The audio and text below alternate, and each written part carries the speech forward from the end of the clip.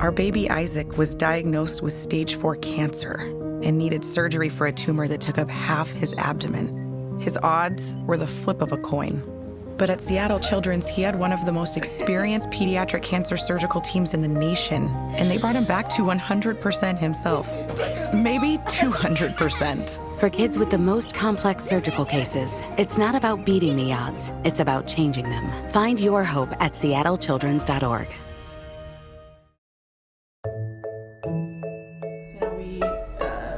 Did our consultation with Seattle Nanny, and then we hired the first one that we met. So that wasn't my intent by any means, but we were just really impressed with her. I think I did meet with one after her just because I was like, let's make Seattle Nanny do their job. For sure. But yeah, and then Isabel was interviewing other places and we didn't want to let her go. So it wasn't a long process for us.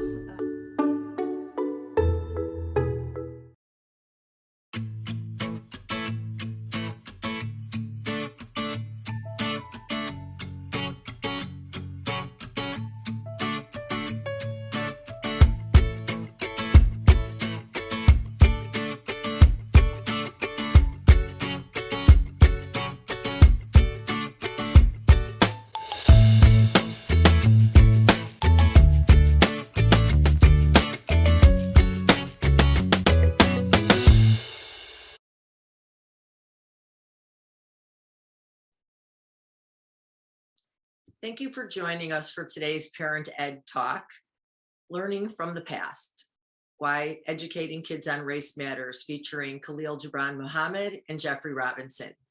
My name is Elaine Sulkin, and I am the publisher and CEO of ParentMap. It is our business to build an inclusive community that informs, engages, and inspires parents and families while having plenty of fun too. Along with our media partners today, New York Family, Chicago Parent, and Metro Parent in the Detroit area, we're extremely focused on how to better serve families. And being the parents and publishers we are, we never settle on status quo. It means that our deep community connections, family advocacy, and unique partnerships allow us to help build a better village for families. Before we begin, I want to cover a few housekeeping items. Today's webinar will be recorded and will be published for educational and promotional usage. We will also email everyone who registered a link to the recording after the event as well.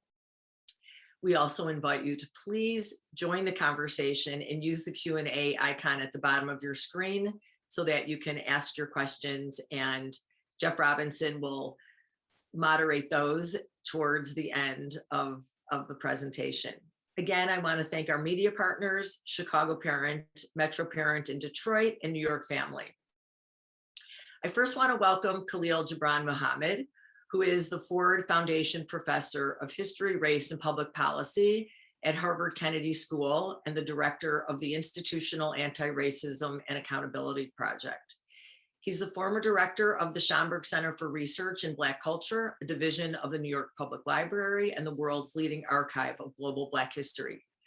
Khalil, I wanted you to know that I have thoroughly enjoyed and learned from your Some of My Best Friends Are podcasts, which are unfiltered conversations about growing up together in a deeply divided country with your best friend from the South Side of Chicago, an award-winning journalist, Ben Austin. I think our audience would really enjoy checking those out.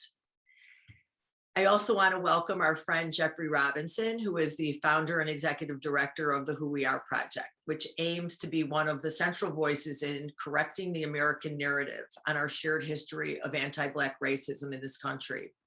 Since graduating from Harvard Law School in 1981, Robinson has had 4 decades of experience working on criminal and racial justice issues.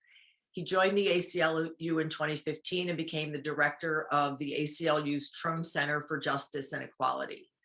And on April 1st, 2021, he left the ACLU to commit all of his professional energies to the Who We Are Project. Jeff's audacious 3-hour presentation, Who We Are, A Chronicle of Racism in America, forms a basis for a feature-length documentary of the same name, which will be released on January 14th, 2022. We are very excited for that event. The film will help further the work of the Who We Are Project. At this time, it is truly my honor and joy to welcome both Khalil and Jeffery, and thank you all for joining us.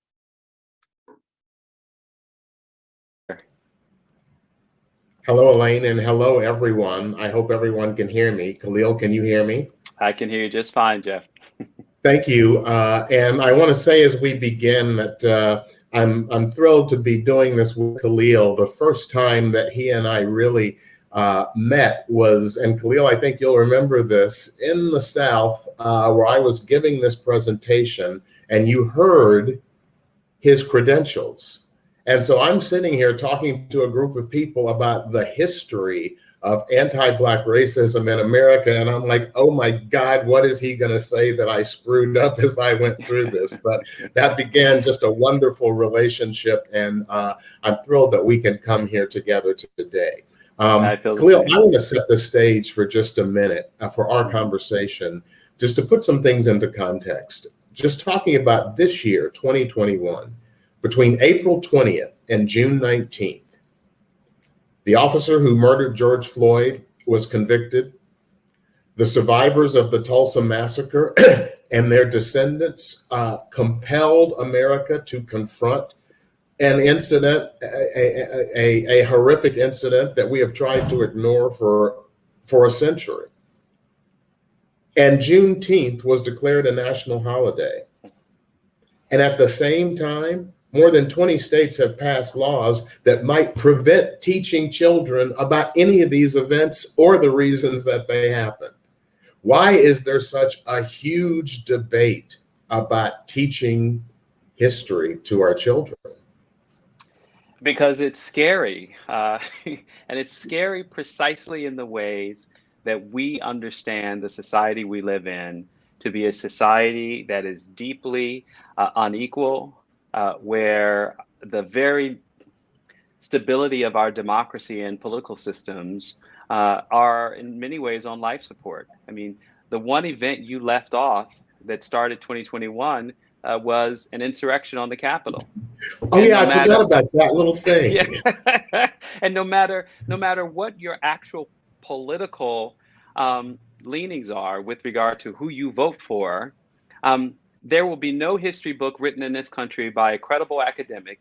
Certainly, individuals can write as much history as they like, but there will be no peer-reviewed history book written in this country that will not see the insurrection on the Capitol as an absolute desecration of our so-called liberal democracy.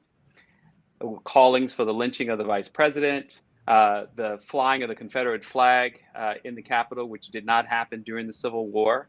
And so if we just stop with that, the very presumption that our children are not bearing witness to all the events that we've just described, that no matter what you may or may not say in your own household, the suggestion somehow that it's not happening on the way to school, in the classroom, on the playground, leaves all of us in a kind of make-believe reality that our children are not being affected by these events. I liken this, Jeff, to being the equivalent of imagining that your child is never going to learn about sex unless you bring it up.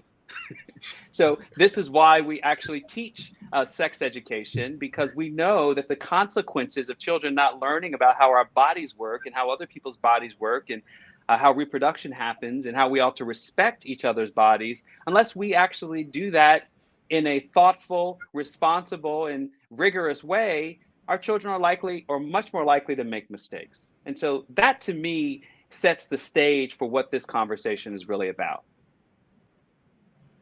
Well, and I really appreciate that. And I want to try and, I guess I'll put it this way, to kill the boogeyman right up front.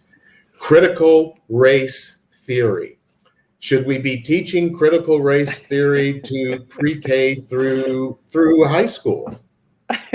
Well, I'm going to answer this and I'm going to throw it back to you. No. Why should we be should not be teaching critical race theory? Because it's a complicated academic tradition that is focused on the law. And the only way you can actually teach critical race theory is to study the law. And guess who studies the law, Jeff? Lawyers. and law students. So why don't you take over explaining exactly what this is, how it came to be, and then we can talk a little bit about what everyone's talking about. Well, one of the quote unquote founders of critical race theory was a person I took a class from when I was at Harvard in law school, Derek Bell. And some people have said critical race theory, you could define it as a body of legal scholarship that critically examines the intersection of race and the American law and challenges mainstream American liberal approaches to racial justice. So asking a question, for example, is this approach to integration going to produce quality schools for Black children in America? And that requires you understanding law about education, understanding law about school districts, understanding all kinds of things, and then applying on top of that another theory. So it's like teaching astrophysics to fourth graders. We're not going to do it. So if critical race theory isn't the issue, we're not talking about teaching that. It seems to me that what we're talking about is just whether or not we're going to teach the truth. That's right. Yeah. So let me also frame this, I think, in an important way to just get this out of the way. The label critical race theory, while rooted in what Jeffrey just described, legal scholarship, the reason why we're having this conversation right now is not because those scholars like Kimberly Crenshaw, who are very prominent in this field, have all of a sudden become very popular, like celebrity superstar academic. Most of us can't even think of who would fit that description for the most part. So that's not why we're having this conversation. We're having this conversation because a particular activist, and if I want to be generous, activist journalist who is self-identified with a conservative think tank, self-described a process whereby he said he wanted to label all forms of talking about race and racism in any context, whether it was in our political sphere, in the private sector, in federal agencies, in schools, or just in plain old everyday conversation, as an example of critical race theory, because he wanted it to give it a label. He wanted to turn it into a toxic slogan. His name is Christopher Rufo, and you can certainly look this up for yourself. Mm-hmm. And because he did this on purpose, it is akin to, for the parents who are old enough to know something about McCarthyism, another kind of Red Scare, where you can simply point to this thing, associate people with it, and then we're all supposed to be afraid of them. So that is the context in which critical race theory exists. And I also want to say this just out the gate. The way to really think about what Christopher Rufo has done and what Trump has contributed to when he was president and passing executive orders, which we can talk more about, and what states are now doing now, is the equivalent of saying, I want to be an anti-racist. So, I mean, if that's what you want to be, because that's what's the line, that is the line that has been drawn in the sand. We can't have a nuanced conversation about actually getting our history right, actually preparing our children to be thoughtful adults who understand that human bias is not only part of the past, but continues to be reproduced in the way that our brains wire associations. And if we don't teach our kids new associations or disrupt the cultural ones that are likely to happen because of the air they breathe and the conversations that they have, then we actually are saying we like it the way it's always been, which is more of the same. Well, and on that, when we talk about these narratives, at the end of the last administration, Jared Kushner said that, talking about the racial wealth gap in America. And he said, the problem is that President Trump can't want Black people to be successful more than Black people want to be successful.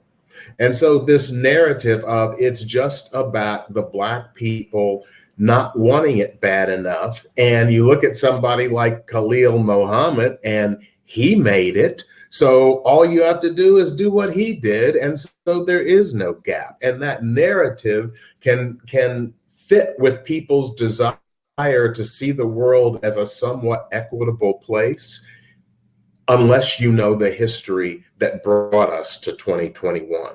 And I remember you talking about some rules, and whether it was rules or theories or concepts that were taught at Harvard Business School, the 10 rules of Harvard Business School. Oh gosh, yes. So this think of this as the equivalent of abstinence only education, except for professionals, because part of the context for these rules was a journalist named Ellis Coase asked Black Harvard MBAs, what are the secrets to success in America? And so he put together their top 10 responses. Now, it's really important to recognize that these are African Americans who have succeeded in many dimensions of the corporate world as Harvard MBAs. And they've made calculated strategies on how to navigate a treacherous racial terrain where if you take anything out of the past 18 months, the number of microaggressions that people experience in the workplace, the few numbers of people of color in leadership positions across corporate sector and even in the nonprofit sector, then you'd have to ask yourself, okay, well, how else to explain this? Except that what they said about being successful was essentially to simply play by the rules. Those were rules number 1 through 8. Number 9 was to believe in America, to believe that anyone can make it despite any obstacles that are structural. And then rule number 10 said this: never talk about race or gender if you can avoid it, except to say that they do not matter. So Wow. that's the context that we have to think about how people have been socialized to represent their Black selves or their brown selves or even being a woman. I mean, these are not just questions for people of color. White women have had to make choices in their march towards opportunity to essentially keep their mouths shut and go along with the program that the guys in the room have set up for them.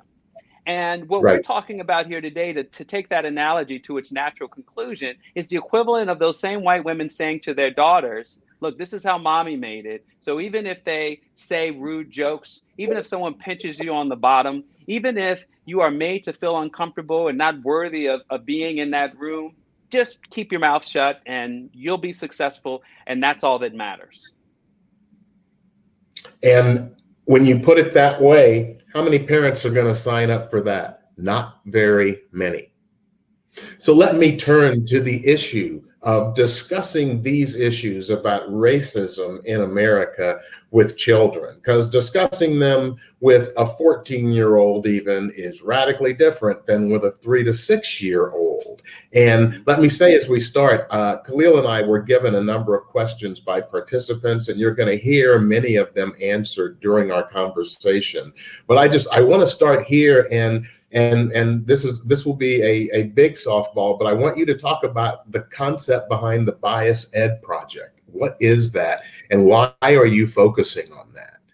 Yeah, well, I think that first of all, the Bias Ed project takes as a given that we ought to teach children about bias at young ages, but with age-appropriate curriculum and pedagogical approaches. And why is this?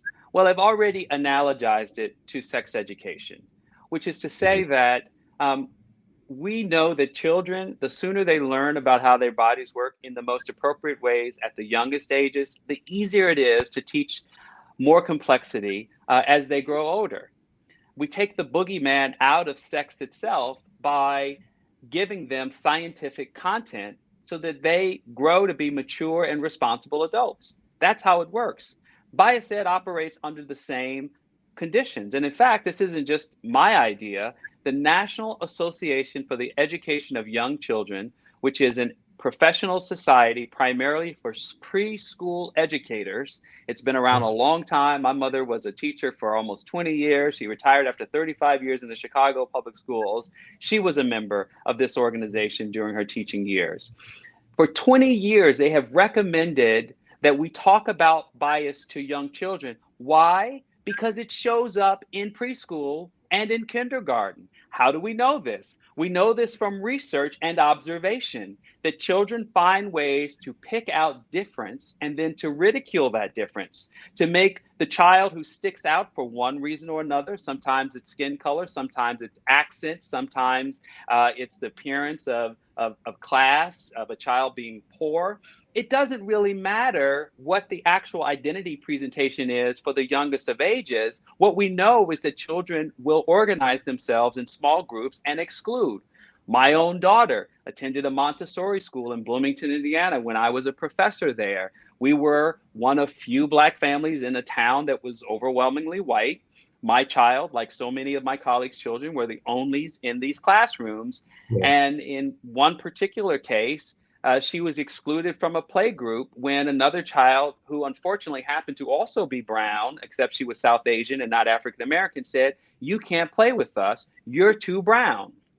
So these stories are legion. And if you go to the National Association for the Education of Young Children's website, you will see that they actually have produced a report about this to tell these same stories.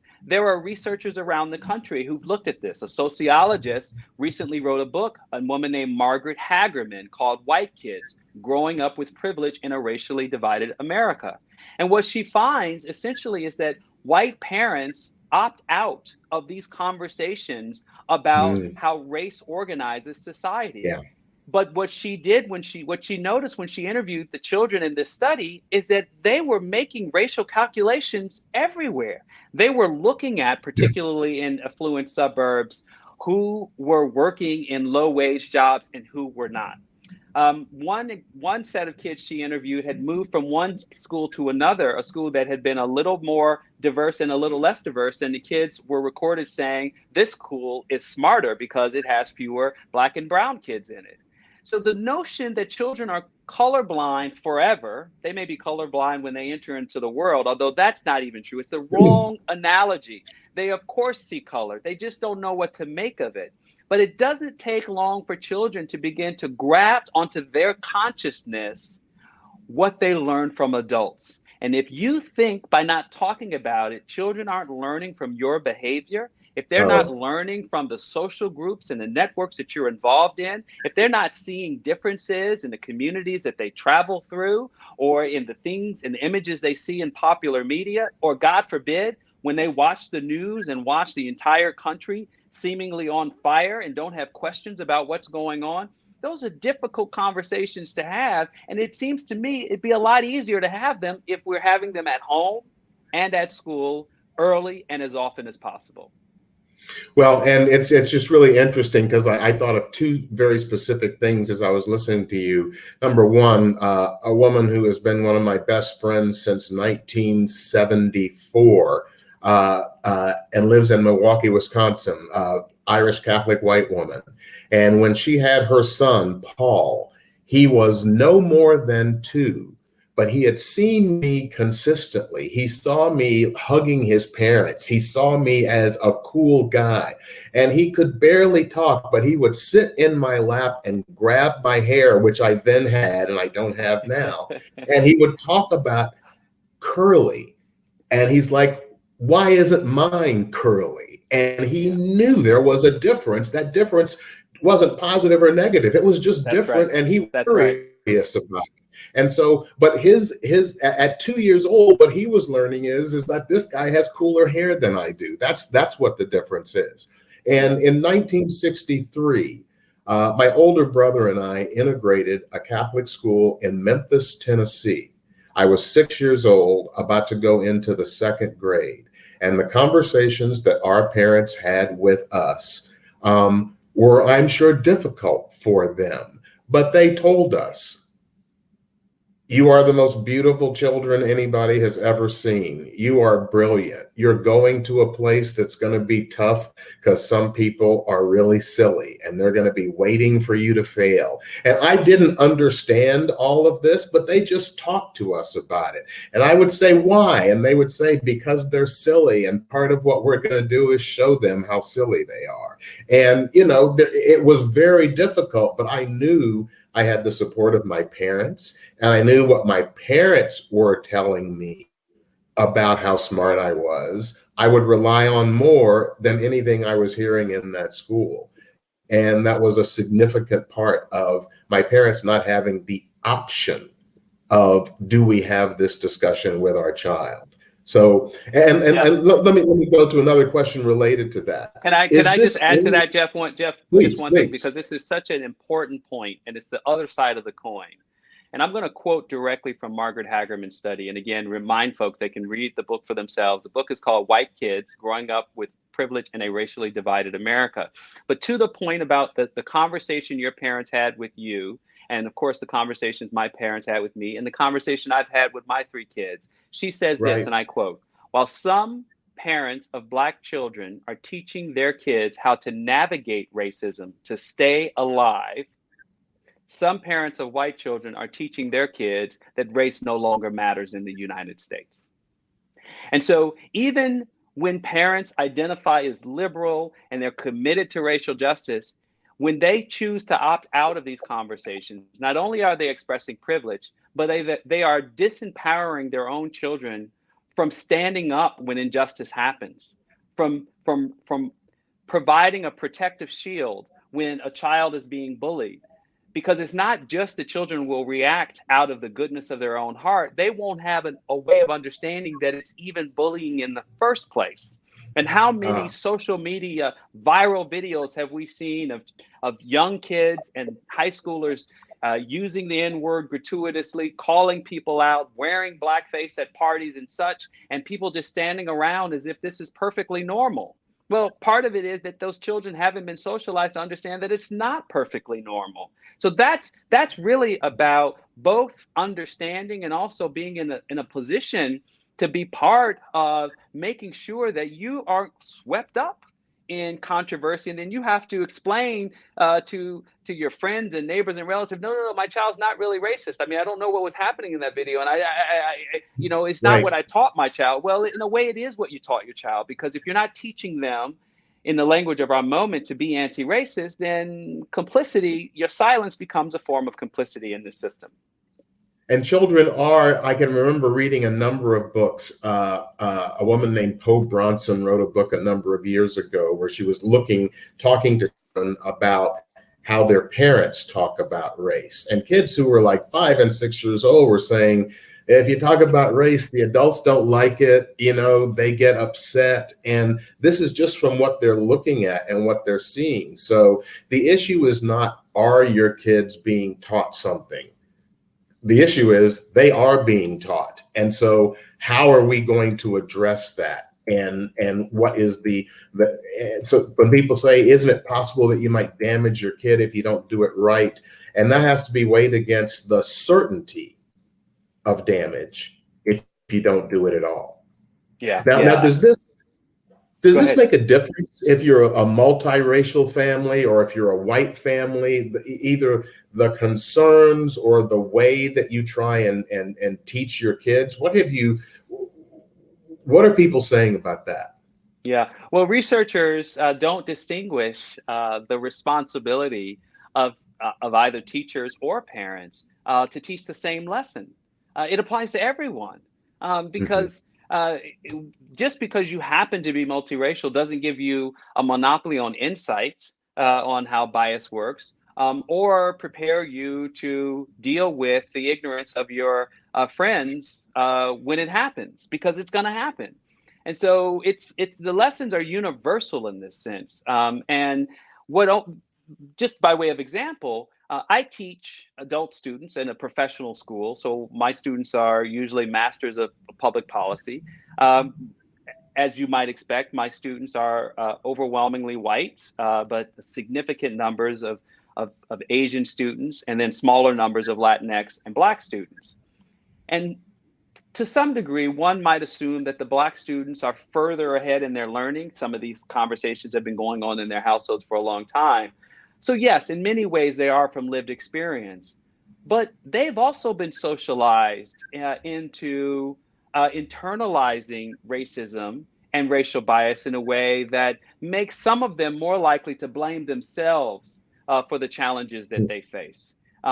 Think of this as the consequence of the advice that Harvard MBAs were giving, that you never talk about race or gender in order to be successful. Well, if you can't talk about it, then you're probably internalizing it.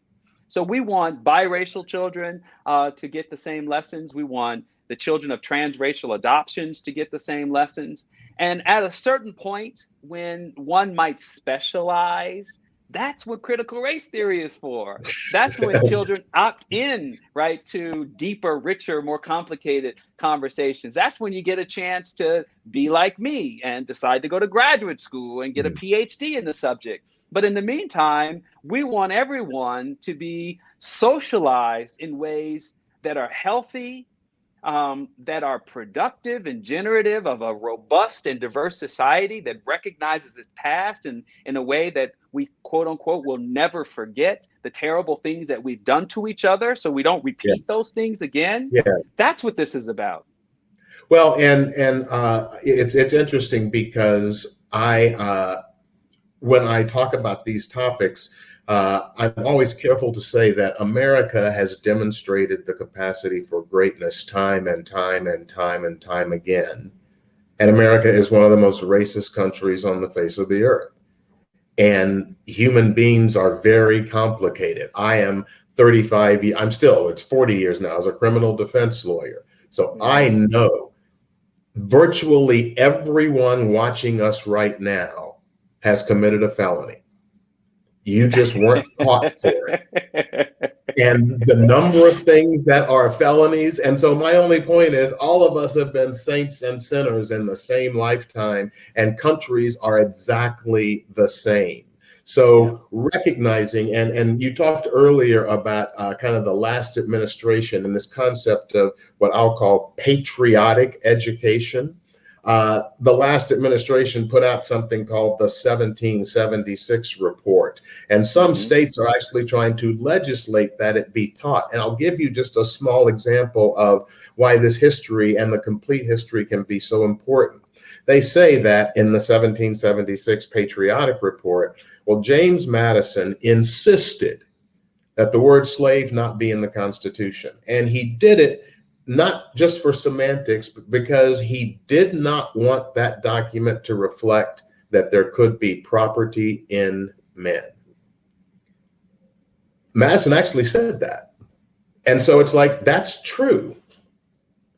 But then what he also said was, when Patrick Henry, the guy that said, give me liberty or give me death during the War of 1812, when Patrick Henry, who was one of the founders, was writing and saying, look, what happens if these enslaved people get free?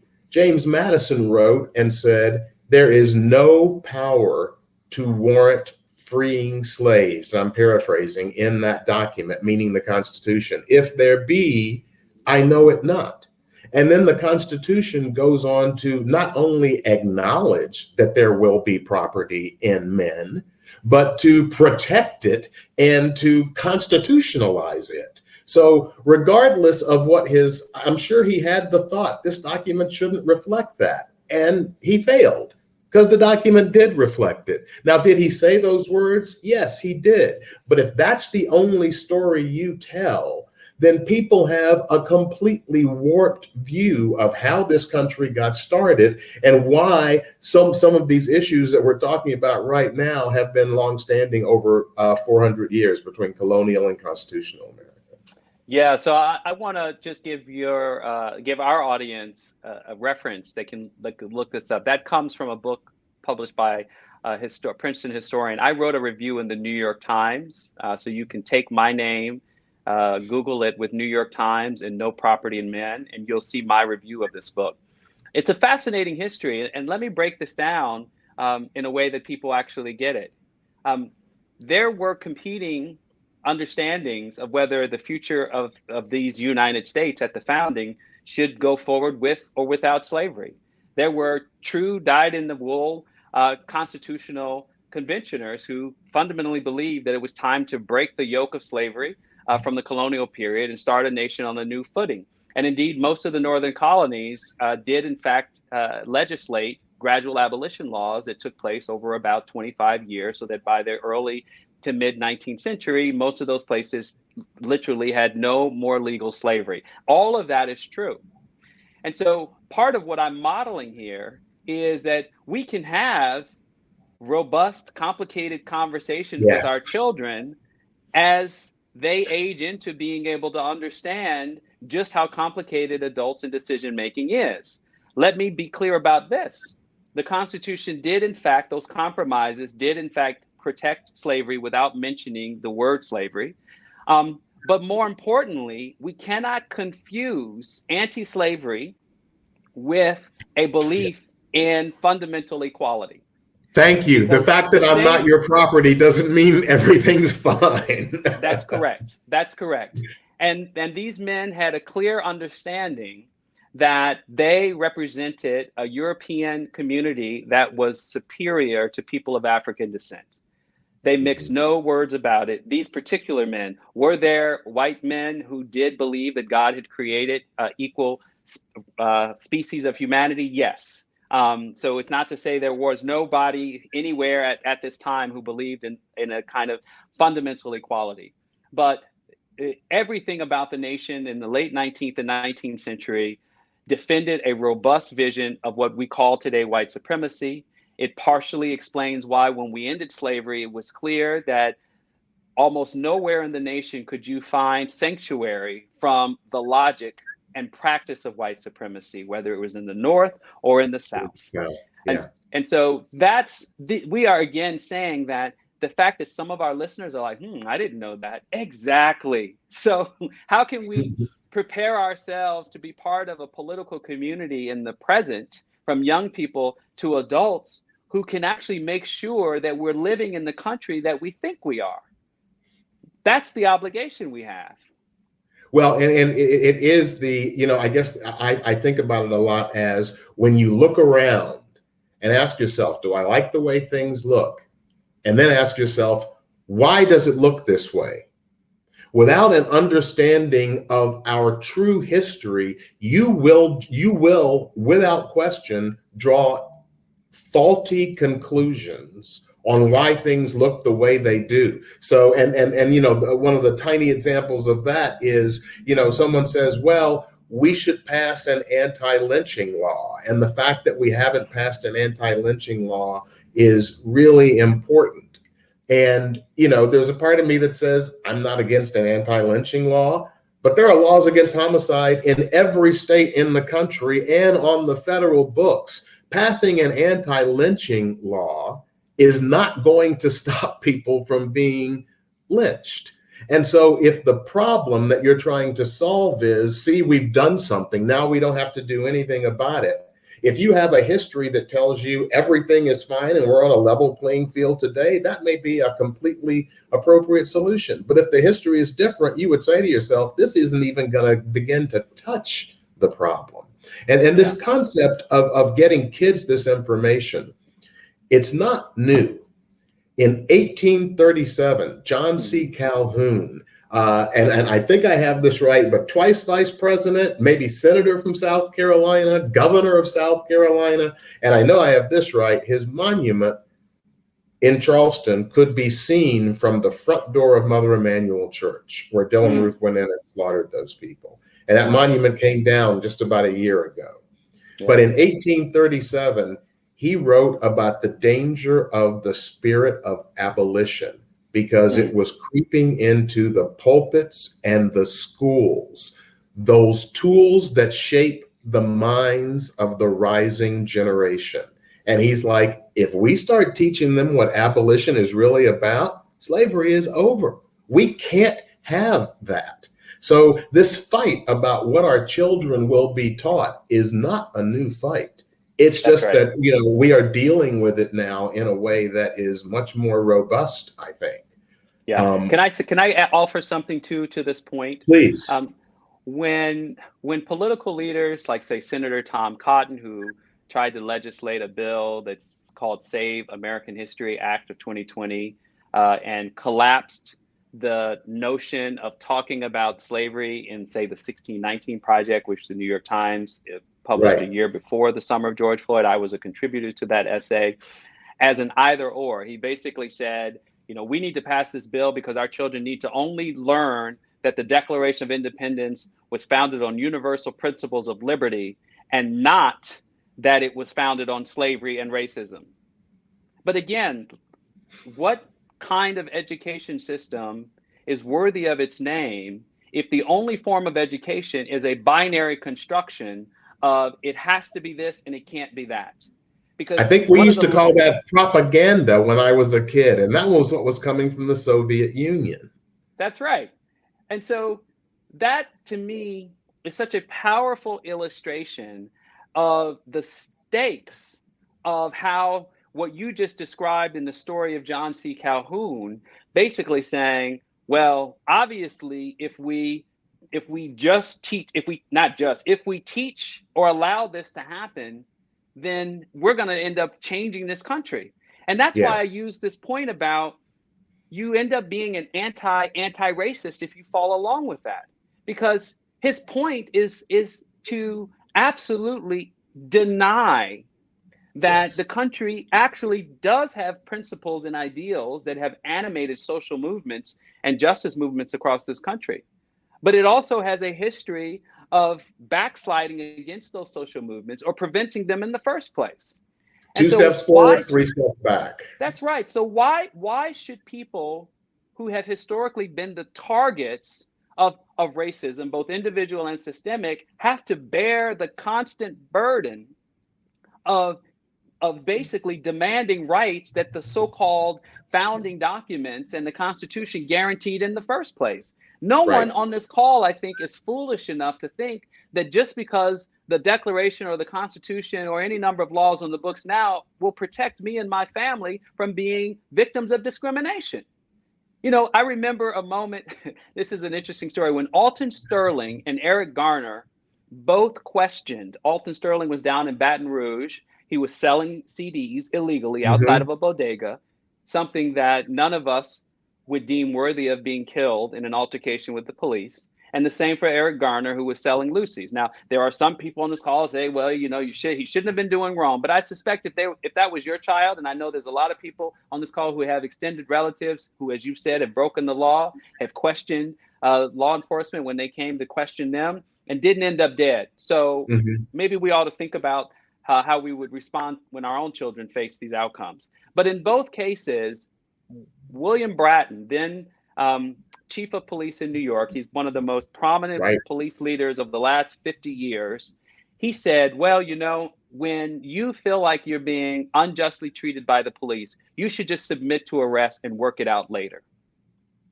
But look what happened to Sandra Bland when she just submitted to arrest and ultimately ends up dead in a cell.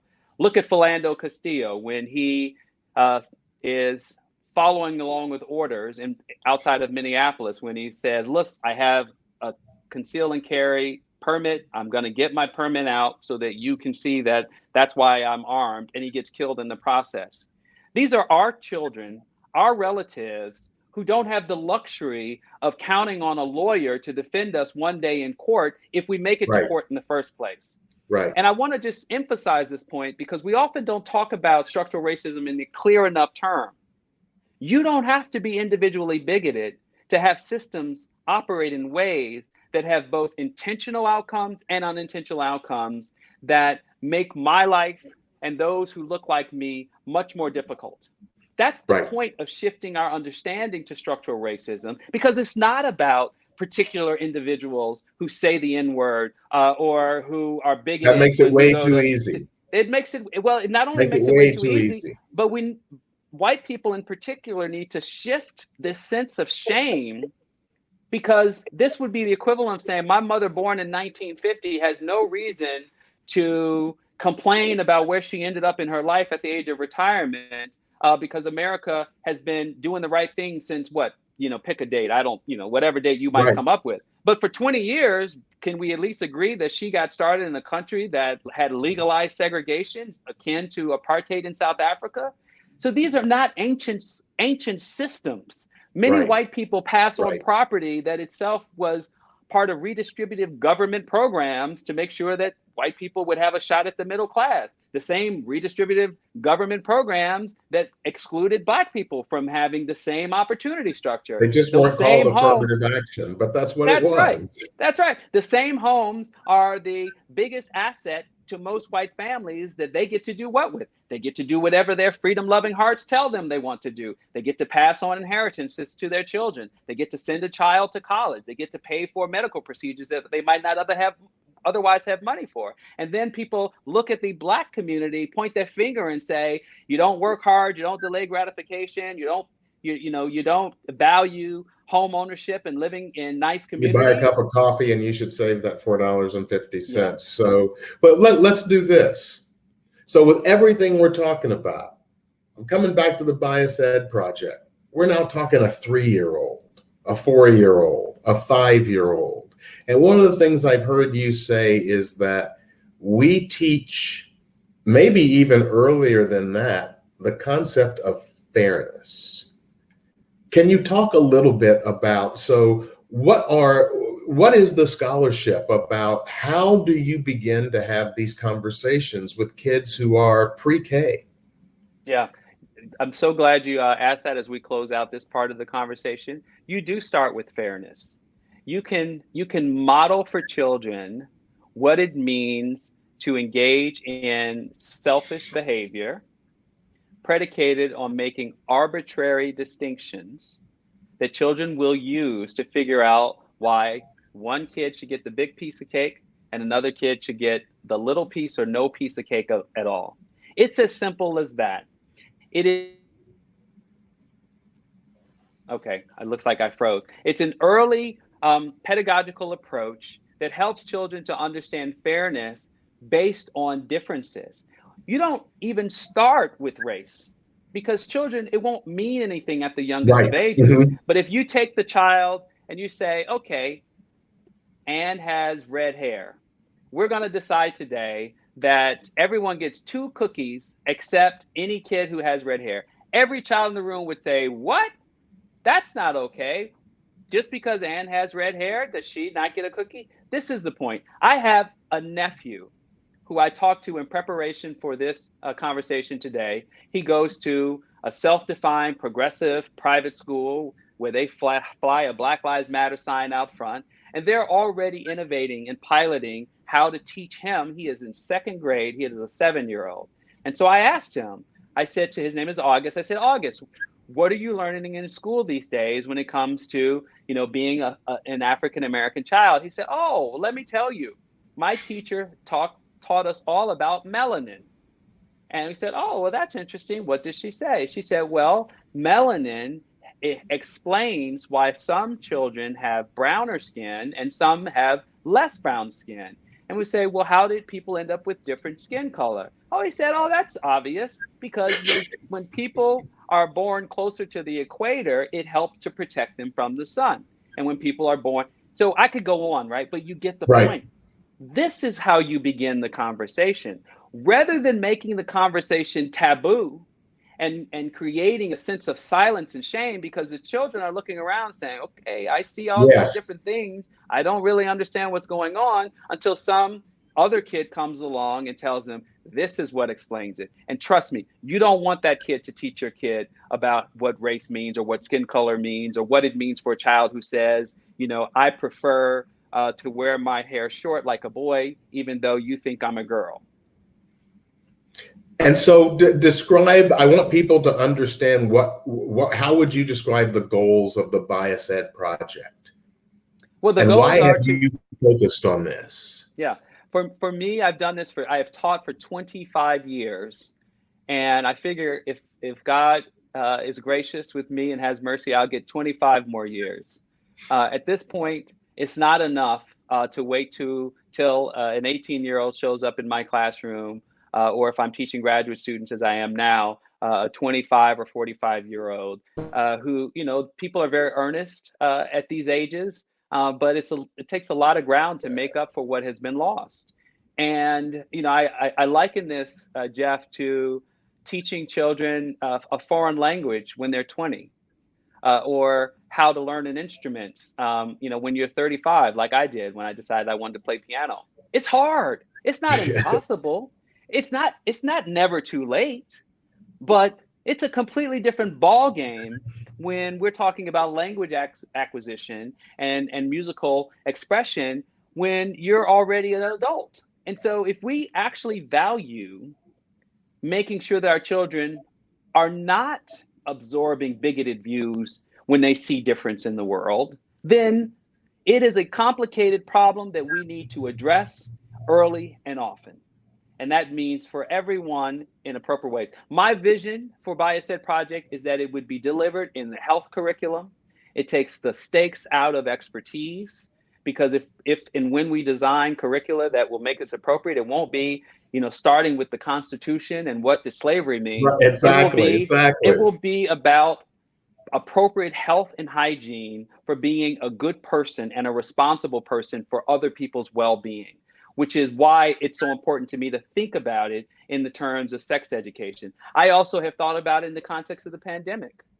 We have so much scientific mistrust in this country that has cost hundreds of thousands of lives. And unfortunately, a lot of it started in the White House, but it didn't end there, and it wasn't limited to the White House. And wherever you stand on the question of vaccination, there are some people that don't even want their children to have, the MMR vaccinations against measles, mumps, and rubella. So I can't speak to those people. I may never say anything, whether it's BiasEd or about vaccination, that will change their mind. But most people understand the value of a vaccination, not only for the safety and well-being of their own children, but for the safety and well-being of everyone.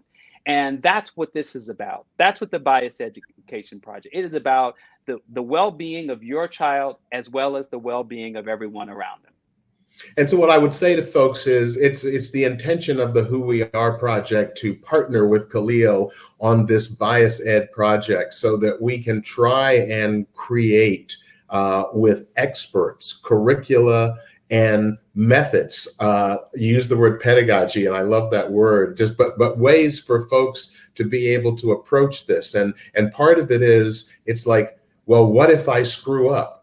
And I would just tell everybody to take a deep breath and exhale and don't worry about it, because you will screw up. Don't worry about what if I screw up. Of course you will screw up, because human beings have never engaged in any activity perfectly.